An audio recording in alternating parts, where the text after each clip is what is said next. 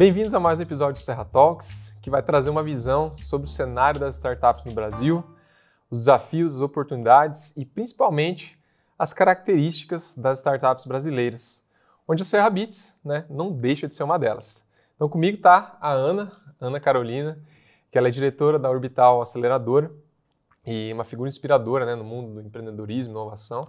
E a Ana vai trazer, ilustrar e contribuir aqui na conversa, trazendo um pouquinho da bagagem dela, da vasta bagagem do ecossistema de startups que ela e a Orbital participam. Então, Ana, obrigado por aceitar o convite. Eu que agradeço. Bem-vinda aí também. Eu que agradeço a oportunidade e principalmente assim representando as mulheres na TI, no empreendedorismo. Então eu me sinto bastante incluída, inclusa nesse meio. E falar sobre startup é uma coisa assim que eu amo, adoro, fico investigando, fico vasculhando as notícias. E vamos conversar então sobre startups. Startups, quem quer ter a sua startup, Todos pensam, ela começa de uma ideia, de uma inspiração, mas muitas vezes iniciando de fundadores que já trabalham e atuam num determinado nicho. Legal. Então, esse empreendedor, ele observa uma lacuna, ele observa uma falta, seja de trabalho, seja de varejo, seja de produto, seja de software, e daí ele tem essa inspiração, E o brasileiro tem muito disso também, que a gente já vai falar sobre isso. Legal. Vamos falar um pouco mais a fundo sobre a característica da startup brasileira, quais são as diferenças e semelhanças delas com as demais startups do mundo no ecossistema. Bom, vamos começar falando um pouquinho de Serra Bits, que a gente não deixa de ser uma startup brasileira também, E uma característica, acho que até comum aqui no Brasil, uma startup auto-investida ou bootstrap, Ou seja, você todo o dinheiro que entra você vai, você tem um dinheiro inicial ali, todo o dinheiro que entra você vai reinvestir no seu negócio, A gente roda assim desde o começo, E acho que algo curioso aqui que a gente tem para falar, mais do mercado moveleiro, que é o ecossistema que a gente está inserido, que aconteceu com a gente, hoje já não é mais esse cenário, mas aconteceu lá no começo, onde a gente não conseguia trazer pessoas de mercado de tecnologia para trabalhar com a gente e essas pessoas terem celeridade, começarem a produzir algo, entregar código, entregar features de forma com a agilidade que o negócio precisava. Então o que aconteceu aqui na Serra Bits é que no começo a gente teve que trazer pessoas do mercado moveleiro e formar elas em tecnologia. Então assim, vagamente na minha cabeça aqui, a gente passou por esse período nos primeiros 5 anos de empresa. Cara, é bastante tempo.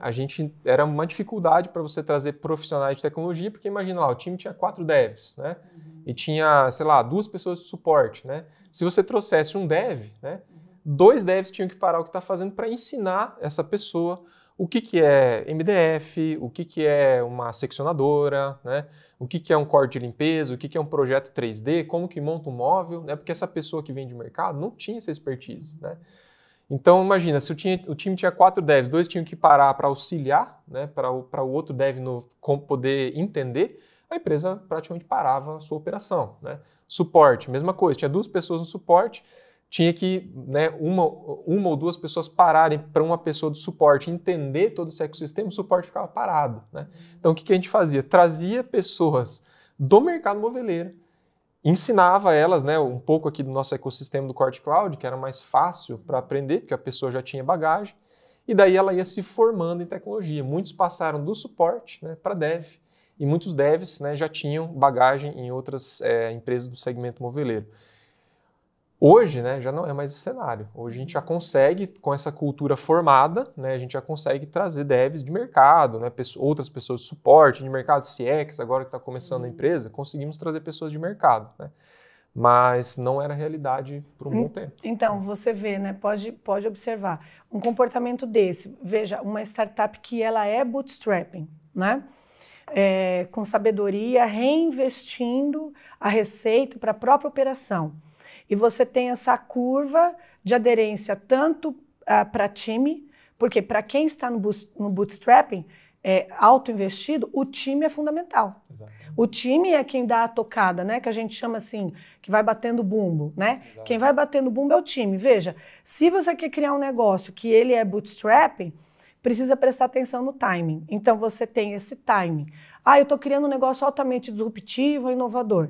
Mas e aí, você tem pessoas, time para tocar isso? Às vezes o cara quer ficar part-time, né? Às vezes ele quer ficar como side project. Então, ele gostou da ideia, né? Porque para formar um time bootstrapping, você também tem que convencer o seu time, que daí é um comportamento empreendedor. Como que eu monto um time para criar um negócio, né? Então, você também precisa de fundadores que venham trazer essa ciência, esse conhecimento intelectual para o negócio, para o business, ou contratado, que é o que vocês fizeram. Então, chamou um time com sapiência, com saberes do nicho, juntou o timing, né? Porque às vezes você está criando um negócio e não consegue pegar o time, ou está vindo um outro no mercado que também está fazendo a mesma coisa, e aí você não tem celeridade, que é isso que você falou, né? Então, nós vamos falar um pouco sobre os motivos da falência, mas veja, ali já é um pouco do prenúncio de abismos que pode começar a virar uma bola de neve e quebrar. Então, veja, esse que você falou, essa questão muito curiosa de ter essa dificuldade de achar pessoas peritas que casasse conhecimento moveleiro, exato, casasse com tecnologia, com user experience e tudo, né? Foi um outro desafio que vocês tiveram, além de disruptar o mercado, né? Então, muito interessante. Então, imagine só, né? Como a gente era no começo lá, né? A gente precisa de um dev, né? Um dev full stack, que tenha conhecimento do mercado moveleiro, tenha talvez mais conhecimento em otimização de planos de corte, né, e que saiba um pouco de integração com máquinas que estão lá na produção do mercado moveleiro, né? Esse cara é uma mosca branca, ele praticamente não existe. Né? É verdade. Então, o que a gente fazia? A gente pegava pessoas das operações moveleiras, né, trazia elas e formava elas em tecnologia. Né? Que legal. Então, é um negócio, assim, foi bem desafiador no começo, né? Ainda bem que a gente já passou dessa fase, né? Só que ela, de forma muito interessante, deu as bases para a empresa, né? Para podermos hoje ter uma cultura sólida e um conhecimento consolidado no nosso negócio. Outra coisa que você falou que é interessante, de vender, né, a sua ideia para o time. Eu acho que só deu certo a gente vender também para o time porque eles vieram do mercado moveleiro, né? Tá. Porque se você pegasse alguém de fora e falasse assim, pô, a gente tem um produto extremamente nichado e o mercado endereçável no Brasil de 800 clientes, 800 clientes B2B, né? Pô, a pessoa ia falar, mas é pequeno demais, né? Eu não vou nesse negócio. Daí, quando a pessoa do mercado moveleiro olhava, né, com essa expertise, ela falava, não, realmente, dá para encarar esse desafio. Essa loucura aí, vou encarar. Tá. Mas seguindo um pouco aqui, né, Ana, vamos falar da fauna das startups, né? Isso. Conta um pouco pra gente, você que está no dia a dia, né? Sim. De quem são os bichos, né? Como é composta a fauna das startups. Então, tem, assim, muito curioso que os times, né, eles participam, acho que para quem está querendo começar tem que participar de editais, de hackathons e participar desse fomento para ter ideias. Mas quando eles montam um time, então esse time eles nomeiam como fauna, né? E hoje tem vários. Então, um dos mais conhecidos que você tem seria um camelo, unicórnio, né? Zebra, tem elefante, tem fênix e tem também o caramelo, vira-lata, né? Então, vou falar um pouco assim, por exemplo... O que é uma fênix? Uma fênix. Ressurge como uma fênix? Isso, uma fênix, olha que curioso. É de um negócio que já quebrou, que foi para falência, tá? E nem porque foi para falência significa que errou, muito pelo contrário, trouxe muito mais aprendizado para os fundadores, e daí eles criam um outro negócio, tá? Então é uma fênix. Você tem o unicórnio, que é muito já disseminado, que vale $1 bilhão, né? Vamos lembrar você que é $1 bi, tá? Não adianta falar que é em reais, né? Então, a referência é em dólar. Então, você tem um camelo, que ele é um bootstrapping, mas ele é focado em longevidade, né? Numa cadência mais pautada, prestando atenção no caixa, na fluidez, e aí ele é bootstrapping também, né? O camelo, por causa que ele atravessa um deserto com a corcova cheia de água, ele tem recurso para isso, seria mais ou menos essa. Tem recurso para isso, né? Entendi. Então, você tem esses fênix, dragões. Dragões, ele tem a referência de que ele precisa de muita grana, tá? Ele fica assim, precisando de muita grana para depois dar um fogo, para depois queimar o mercado local. Então, ele é movido a fundos, Então, você tem vários fundos ali com a mesma tese e eles estão investindo lá, queimando burn rate total, né? E tem o zumbi. Esse zumbi... Vamos falar do zumbi? Vamos lá, zumbi. Não é um bicho, mas é uma característica. O zumbi, como não é, você não sabe muito bem o que é, o zumbi é muito curioso porque é uma startup, é um negócio que ele nem cresce e também nem morre. Ele não morre, ele está lá caminhando para o lado, né? Poderíamos dizer que dentro da fauna ele poderia ser um caranguejo. Ele vai crescendo para o lado, né? Ele lateralizado durante muito tempo, né? Por muito tempo. Eu costumo dizer o seguinte, tem problema? Não tem. Se ele está pagando as suas contas, se ele já capitaneou o mercado vermelho, um oceano vermelho, ou ele já viu que o lugar das casinhas dele no jogo foi delimitando isso, mas ele continua se sustentando, né? Tudo bem. Agora, se ele quiser inovar e sair da posição de zumbi, certo, ele tem que fazer parcerias, estratégias, ele tem que trabalhar o caixa melhor, ele tem que pensar por que eu estou igual um zumbi, né? O que foi que me mordeu, e às vezes o que morde o empreendedor, esses influencers que se diz ser milionário, né? Então ele pega a grana da empresa e injeta para uso próprio. Isso é um dos pecados piores que tem para um business, né? E esse tem esse ponto, tem assim vários motivos dele se tornar meio zumbi. Né? Estagnação tecnológica também, né? Estagnação tecnológica. Desenvolve uma solução, beleza, conseguiu emplacar ela ali e fica nisso. E fica nisso, né? Fica naquele horizonte, até esperando algo que apareça no mercado. Então, ele tem que fazer estratégias, parcerias, né? Para que ele não fique nessa situação. E veja, o empreendedorismo brasileiro, apesar de nós aqui estarmos num meio que parece que se fala muito, ainda não é um negócio bem catequizado, tá? Não é assim. Muita gente vai no risco, e por ir no risco sem previsibilidade, sem projeção, acaba se dando mal. Então, eu acho assim, todo generalismo é burro.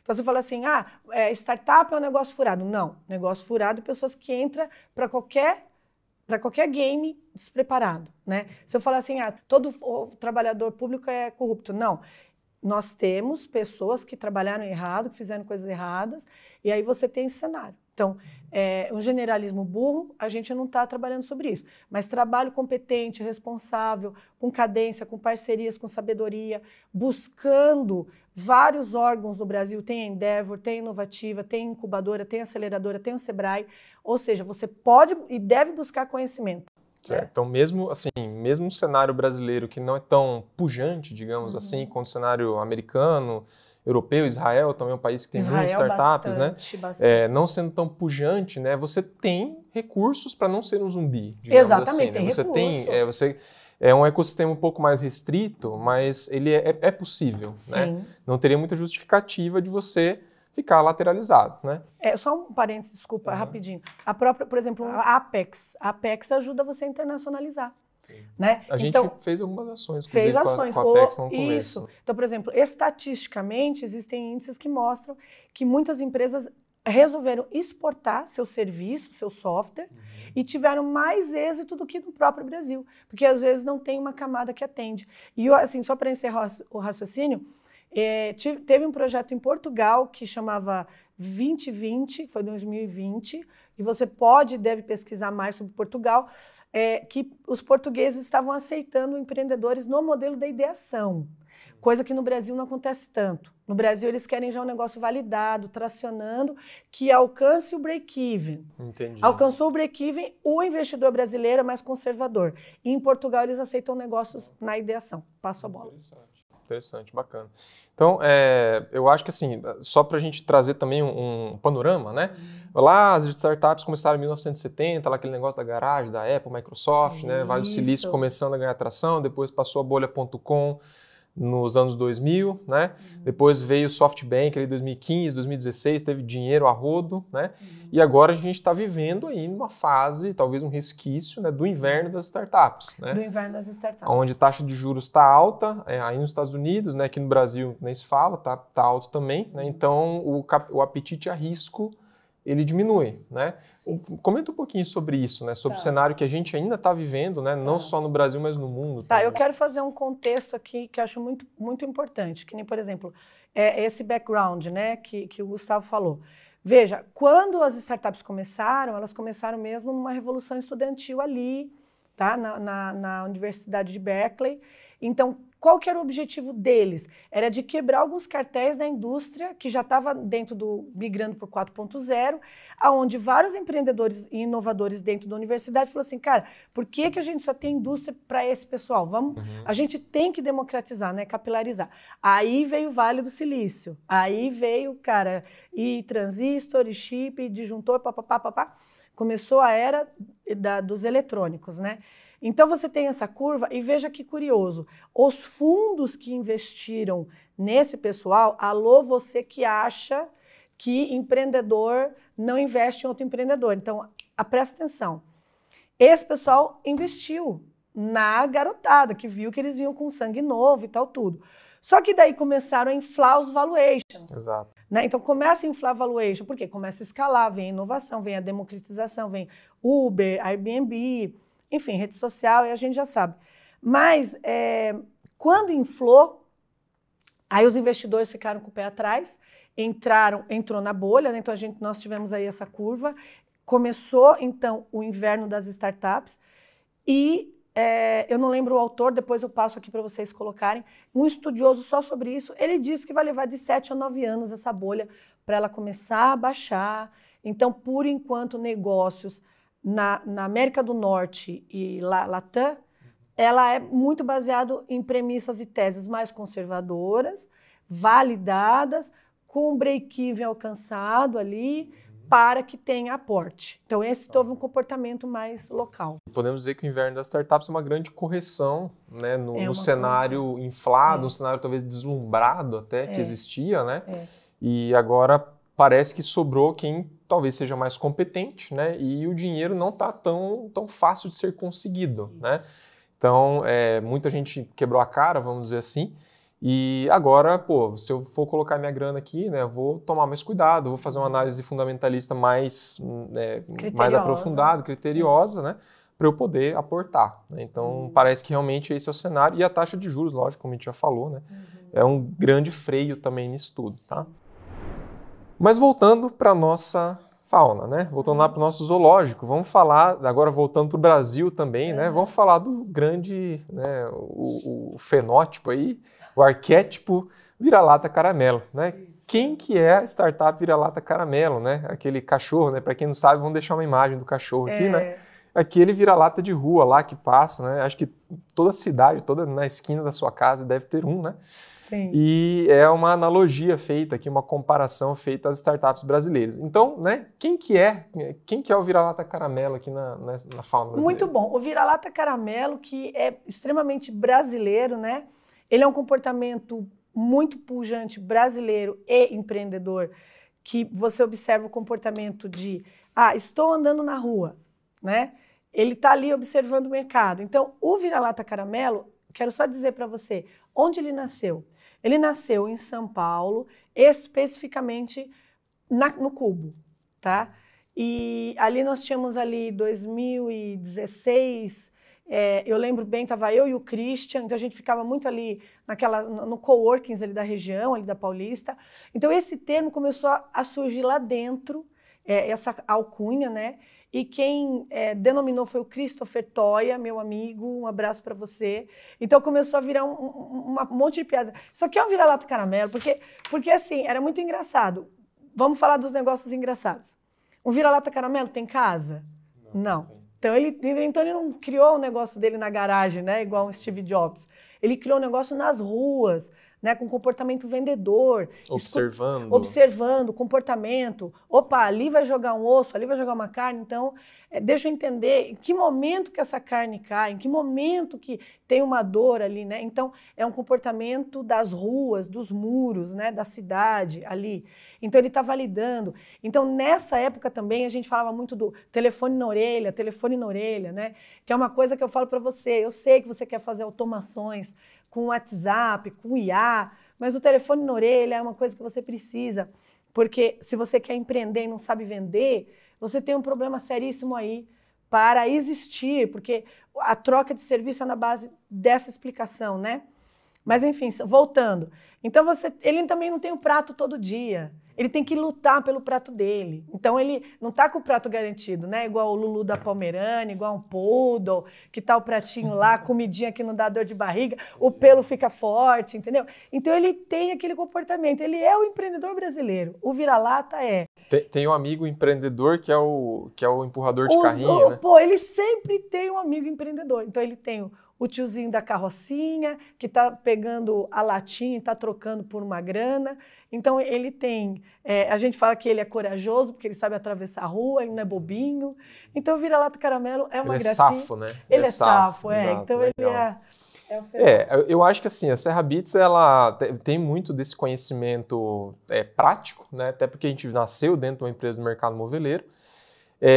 Mas eu acho que assim, talvez a gente seja mais camelo, né? Mais longevo, atravesse desertos maiores, né? E temos mais essa, talvez até pela estrutura maior. Né? Pelo próprio produto, né? Exigir uma estrutura tecnológica grande, né? Muito conhecimento ali para sustentar todas as camadas da operação, né? Sim. Então, assim, sempre a gente teve que ter muito pé no chão, né? E ser menos ousado, né? No nível tático, assim, né? Sim. Então, acho que a gente tem mais uma característica de camelo, né? Mas, falando um pouco mais sobre o caramelo, né? Por que no Brasil é assim, né? Eu acho que, já arriscando um palpite aqui, eu acho que o cenário o ecossistema onde a gente está inserido, né? Em termos de concessão de crédito, próprias pessoas que sabem analisar um pitch, né? Onde estão elas? Quando tem um pitch day, né? Para você ir lá apresentar o negócio, não é tão abundante, né? Como no norte global, como nos outros países aí que tem um ecossistema mais forte. Mas o que mais você acha que contribui para o caramelo ser popular? Né? Isso. Então, que nem, por exemplo, um bootstrapping tradicional mesmo é o vira-lata e o camelo, né? E é o que cresce mais longínquo, né? Quando ele precisa dessa robustez, né? Uma musculatura empreendedora com parcerias. O comportamento que você observa da brasilidade é assim, você tem a necessidade clara social, né? Nós temos você vê assim claramente a disparidade social. Então, o brasileiro por si, ele é empreendedor. E aí é muito engraçado o comportamento empreendedor brasileiro. Não vou falar só das startups agora, vou falar assim, por exemplo, como que é o brasileiro empreendedor?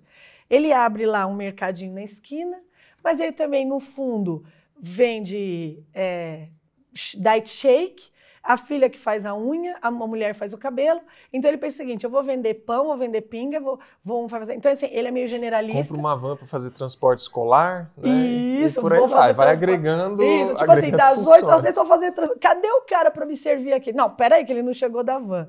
Então assim, ele por natureza, né, ele sabe que ele precisa se virar. Por quê? Porque quando você olha a disparidade de classe social é absurda no Brasil, né? Então, se ele tiver uma chance de criar um negócio à noite, no final de semana, ele vai fazer isso, né? Ele vai fazer pela família dele, ele vai fazer pelo legado que ele quer deixar, ele vai se sacrificar.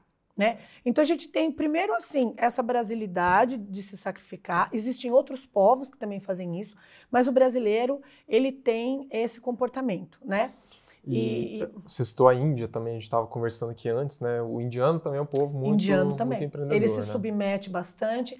E veja, uma coisa importante, ele aperfeiçoou o inglês, uma coisa que a gente meio que dormiu no ponto, mas ele aperfeiçoou o inglês dele para ele vender serviço, hora, porque ali, né? Olha o tamanho do país, a população. Então, e o brasileiro é muito bom, elogios para brasileiro de pessoas que levam seu serviço para fora. Cara, é em tudo, tá? É em TI, é em designer, é em programação, é em dentista, é em cirurgião plástico. Assim, eu que fico perambulando, observo muito.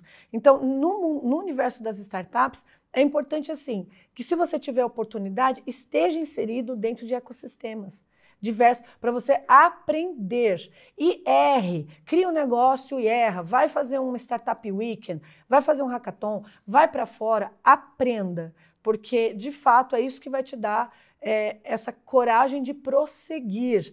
Por que precisa de coragem para prosseguir? Porque estatisticamente, cada 10 empresas, 6 quebram, meia dúzia, né? Então você entra na arena da desilusão, que melhor coisa é ser desiludido do que um iludido. Certo. Sai desse coaching, do tio do coach aí da internet que dá o positivismo barato, esqueça o mapa, vai para o território, vai aprender, se esforça para que você possa criar e desenvolver com base em dados reais, né? Então, o brasileiro ele tem que ter isso, sai da ilusão, vai para o chão, para o território, que aí ele pega como fazer isso. Até a gente comentou anteriormente, né? Ironicamente, né? O povo brasileiro ele tem mais vontade, né? Talvez até pelas condições de renda do nosso país, né? Sim. A pessoa quer empreender, ela quer fazer uma renda extra, ela quer sair da condição que ela tem hoje, né? De CLT, talvez, e ser uma pessoa que tem um negócio, né? Mas o acesso a crédito aqui, o ecossistema não é tão intenso. Não né? É intenso. Se você pegar o Norte Global, por exemplo, né, as pessoas ganham mais, ganham melhor, tem uma condição de vida melhor. E uma moeda que compete. Uma moeda forte, né? Então eles conseguem tirar umas férias, né? Conseguem dar uma condição boa de vida para a família, comprar um carro, comprar 2 carros, né? Sim. Então, para que essa pessoa vai arranjar sarna para se coçar, digamos assim? Né? Para que ela vai se expor a um risco? Né? Só que lá tem mais dinheiro. Né? Então, é interessante isso, né? Que você tem menos proatividade, talvez menos empreendedorismo, só que tem mais, quando você, para assinar cheque, tem muita gente querendo. Sim, vamos puxar esse assunto. Eu tenho um casal de amigos que mora no Canadá e outros colegas que estão no Canadá. Eles falam muito para mim assim, falam, Carol, esse espírito assim empreendedor não tem aqui, que é o que você está falando, né? Porque vamos lá, para que ele vai achar, procurar sarna para se coçar? Porque de fato é você se arriscar.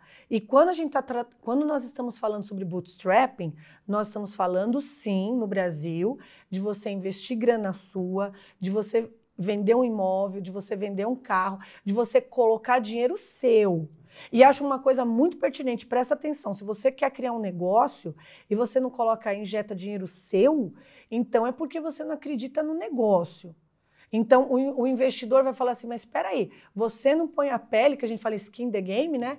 Você não põe a pele, mas você quer que eu coloque o meu dinheiro? Então nananina não. Então veja, é um risco, nós vamos falar sobre a curva do preço psicológico que existe, tá? Paga-se um preço psicológico altíssimo para isso, então também não recomendo para todo mundo aqueles assim. Não recomendo principalmente falando em tecnologia, né? A gente teve o abismo da barriga de dinossauro lá, né? Teve uma época ali, se não me engano, foi 2017, no primeiro ano, né? Foi mais ou menos, aí teve o ano de 2017, né? A gente percebeu que o negócio era para dar uma decolada e não foi, né? Então, assim, o segundo ano de empresa teve aquela barriga, né? Muita gente não consegue passar bem por isso, né? Sim. Acaba ficando por aí, né? Aí eu lembro que 2018 ele deu um up maior, né? Então, mais ou menos esse período foi nítido para nós, só que o custo psicológico ele vem, né? E quem não está preparado para isso, né? Ou quem, enfim, não espera passar por isso, né? Pode ter um choque grande aí. Né? Tem, um choque assim. E assim, ainda na questão da pegada brasileira, essa pegada brasileira, ela é muito resiliente, ela é muito antifrágil. Você tem que ler esses livros, né? De antifragilidade, desenvolver resiliência, um neuroticismo para suportar o número de frustrações, de portada na cara, de produto que não é validado, de estabelecer cultura ágil, Scrum, né? Aí, cara, daí desce o rodo em métodos, que depois a gente for falar sobre a competência do time, que a gente provavelmente pode falar daqui um pouco, que é essa multidisciplinaridade, que é a exigência do time. Então, o time tem que saber vender, tem que chutar a bola, tem que fazer gol, tem que fazer um pouco de design, tem que, né, financeiro, contábil, mas assim... Multitask total no começo. Multitask, né? Pesado. Não vai ter ninguém para fazer para você. Né? Então... Legal, o lance da brasilidade, né? Acho que resiliência é uma palavra forte, né? Porque sou brasileiro, não desisto nunca, né? Acho que é mais ou menos isso que o empreendedor passa, né? Sim. Ele tem muitas frustrações, né? E acho que lá, até citando um exemplo pessoal aqui, né? Acho que o brasileiro ele é mais um povo latino, né? Ele é um pouco mais emotivo, leva para o lado pessoal. Né? Eu lembro que no começo, né? Hoje você ouve uma crítica, eu ouço uma crítica aqui do produto, né? Do cliente e tal. Para mim é só mais um número hoje, né? Então não tem carga emocional nenhuma. E lá no começo você falava, tá, vamos melhorar, né? Mas aí você ficava aquilo na cabeça, pô, mas por que esse cara falou isso, né? Aí você ficava, pô, mas será que é comigo o problema? Você lá levava pro lado pessoal, né? um negócio que o cara está falando produto, né? Então, assim, tem que também entender que você, né, você tem que lidar com números desde o começo, né? Você tem, não é relacionado a você, né? A não ser que você cometeu um erro, né, ético e tal, né? Mas se estão falando do seu produto, você não pode se envolver emocionalmente com ele, né? Você tem que tratar isso de forma mais fria. Isso é muito importante. Isso aí que você está falando não é uma coisa assim fútil, uma coisa muito profunda que eu quero só pincelar aqui. Normalmente, quando a gente está avaliando startups ou negócios, a gente chama de brutally honest. Um comportamento brutally honest, ele é um comportamento de metodologia que vem dos Estados Unidos. E alô, você brasileiro, como é difícil ter que falar um brutally honest para você. Porque lá fora, as pessoas pagam para receber esse brutally honest. Então, às vezes, isso que ele está falando sobre o descolamento cognitivo. Você é você, empreendedor, o produto é outra coisa, né? Você não pode fazer essa fusão cognitiva de eu sou o produto, apesar de você ser a empresa, você é sócio, você tem esse negócio. Mas por que você tem que fazer esse descolamento? Porque se você não fizer isso, você não vai, no meio do emaranhado de feedbacks e ressonância de mercado, você não vai coletar a essência do teu produto, o que precisa entregar, porque no final você quer uma entrega. E a gente aqui, né, sendo latino, tende a levar isso para o lado pessoal. Eu lembro, só citando outro exemplo, né, uma vez teve um feedback lá, a gente fez uma pesquisa com o usuário na tela, aparecia para ele, chegaram vários feedbacks qualitativos, né? Inclusive uma pessoa xingou lá, né, nesse feedback. Tá. E daí uma outra pessoa aqui da empresa viu e ficou transtornada, né? Como é que pode, tal? O cara xingar o produto, é o nosso produto, né? Só que aí eu perguntei para a pessoa no momento ali, eu falei assim, quantas vezes você já xingou um produto, né? Você faz a mesma coisa, mas com você não podem fazer, né? A pessoa está sendo brutally honest ali, né? Então, assim, entenda a dificuldade, né? Isola os teus sentimentos disso e vamos melhorar isso que a pessoa está falando. Que a barriga está do lado de lá do balcão, né? Exatamente. Sim. Né? Bacana. Bom, então, para a gente finalizar aqui, né? Por trás, acho que de tudo isso, né? Por trás de ter uma startup, seja ela autoinvestida, né? Seja ela com um dragão com bastante fundo, né? Seja ela um unicórnio já hoje, né? Que passou por todas as etapas aí. Acho que times de sucesso, né? Tá aqui um tópico para a gente falar e nada mais fundamental, né, numa startup que isso. Tem características também de times de sucesso, né? Como que a gente pode puxar isso para o cenário brasileiro? Né? Pode dar uma comentada para a gente? Então, veja que curioso. Quando você está trabalhando com times empreendedores, essas competências, de fato, elas precisam permear o bootstrapping, ou seja, você entender que o que você está criando ele precisa ser reinvestido por um bom tempo. Então, não adianta você falar assim, eu vou ter um payback em 1 ano, 2, não, você tem que se preparar para uns 3 anos, 3, 4 anos, entendido? Então, se você prepara um time que traz mais problemas, então a culpa, porque a culpa é sempre do founder, tá?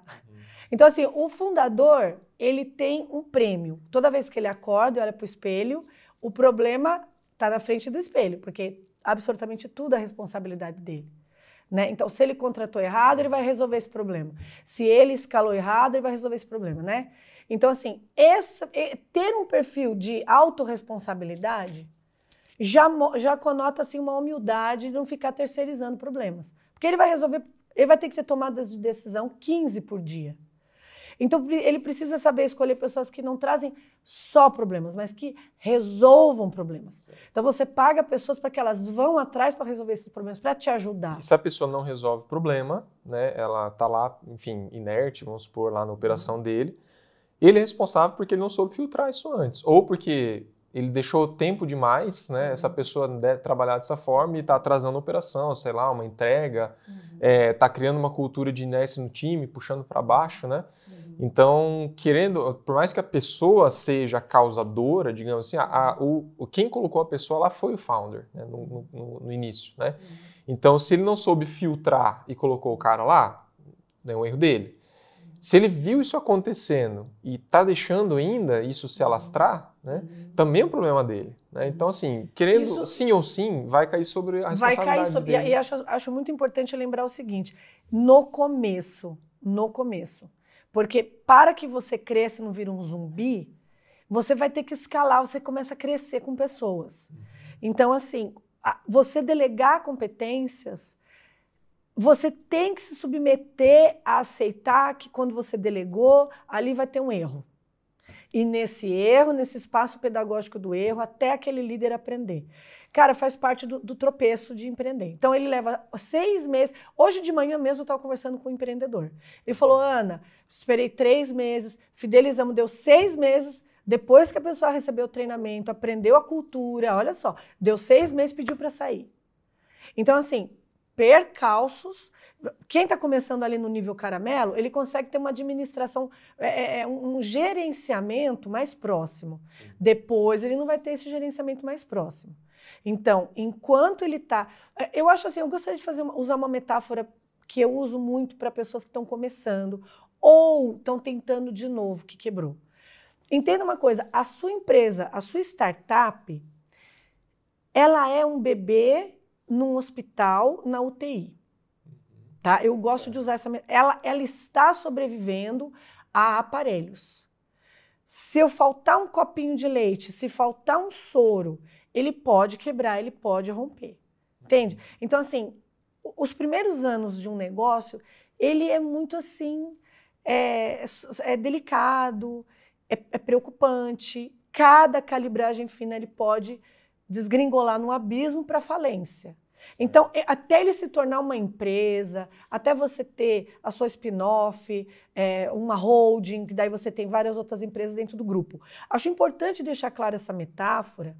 Por quê? Porque, inclusive, as pessoas que estão cuidando desse bebê, elas também estão lá tomando todo cuidado, certo? Então, quando a gente diz que está tomando todo cuidado com esse bebê, é assim, enfermeiros, médicos, né? Então nós temos lá developer, comercial, founder, tá todo mundo fazendo aquela plantinha para ela vingar, certo? Então, assim, feito isso, você consegue estar mais próximo. Depois de um tempo, você vai ter que suportar deixar o filho para a pré-adolescência e ir sozinho e delegar, tá? Ele vai tomar umas pauladas ali, mas ele vai tomar essas pauladas. É necessário para que ele atinja a maturidade. Né? Então, essa maturidade de founder, enquanto competência de time, carece mesmo.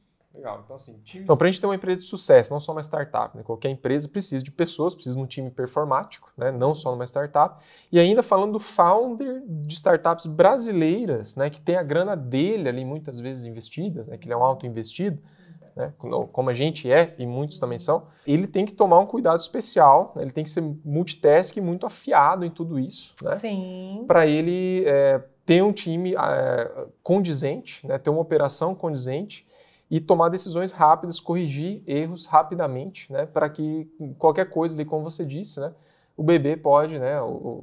Essa operação ela pode desmontar, né? Então, sabe o que agrava isso? O que agrava, Gustavo, é assim, que aí eu volto a te dizer do peso psicológico.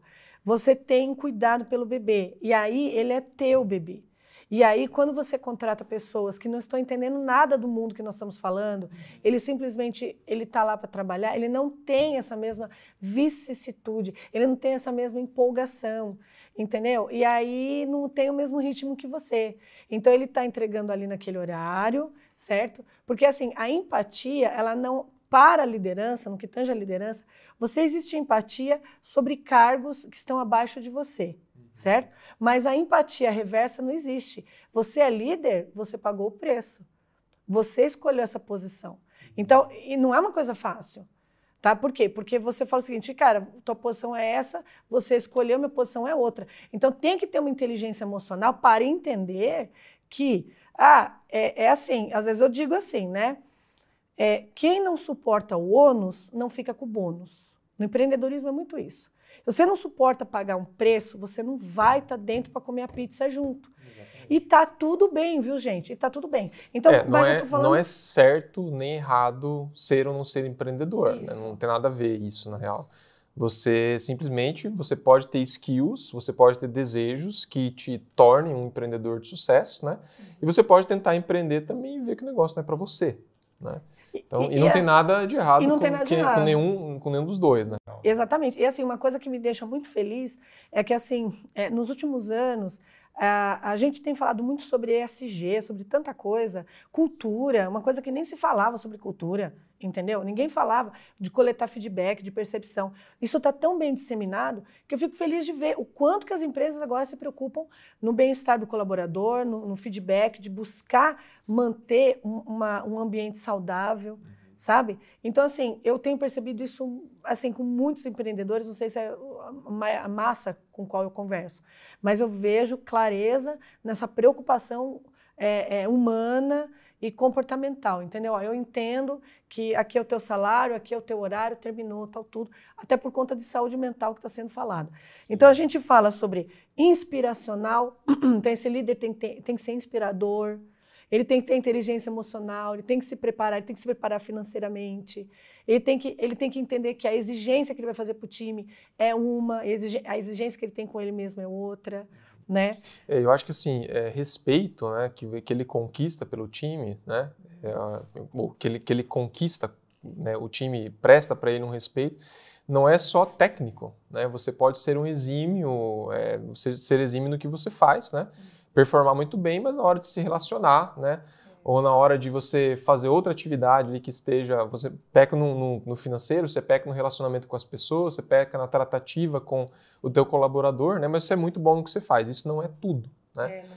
Então, é importante também que o founder, né, o empreendedor, ele tenha essa visão de que é muito mais do que fazer bem, né? Saber fazer bem aquilo que precisa para o seu produto ali, né? Empreendedorismo vai muito além disso, né? Ele tem que realmente ser multifacetado, né? Ele não precisa ser perfeito em todas as áreas, né? Longe disso, mas ele tem que saber sim que o respeito não se conquista somente pela habilidade técnica, pelo conhecimento dele. Não. E assim, uma coisa que, continuando o que você falou, veja, às vezes a pessoa é tão habilidosa tecnicamente, e às vezes eu assisto pitch, né? Que eu avalio os pitches. Então eu falo assim, ó, essa pessoa é muito técnica para fazer um pitch de comportamento mais vendedor.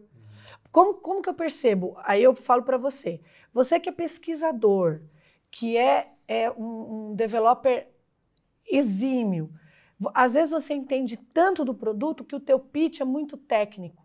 E ele não fala com o consumidor final, ele não fala com o teu cliente. Exato. Então, assim, dê espaço para quem fala. Entende? Porque a gente pode falar de pitch, vamos falar sobre pitch? Claro. Fazer um pitch é algo que é muito necessário no começo, né? Você está construindo a tua... Isso. Não só no começo, né? Acho que em todo momento, mas principalmente ali você tem que saber vender bem a sua ideia. E vender bem normalmente é ser claro, né? Não é explicar tudo. Né? E isso é um erro que muitos cometem. Eu acho que o pitch muito técnico, como você falou, a gente cai naquela falácia, né?